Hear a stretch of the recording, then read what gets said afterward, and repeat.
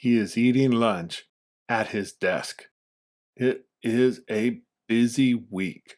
His calendar is almost full.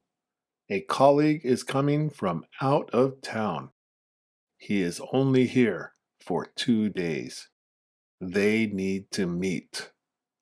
There is an important project to discuss. But when? He opens his calendar and starts looking. Sometimes are TBDs, some are placeholders, but none of them match his colleague's schedule. Some meetings are hard bookings. He cannot move them. He checks each one. No, no, no. There is an all-hands meeting on Tuesday. His colleague will be there too. But there will be no time to talk one-on-one. He keeps looking. Then he finds something.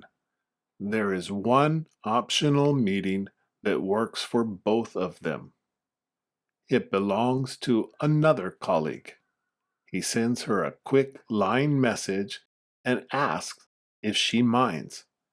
She replies right away, "No problem at all." He sends a line message to his out-of-town colleague. "I found a time, 1 hour. Are you okay with that?"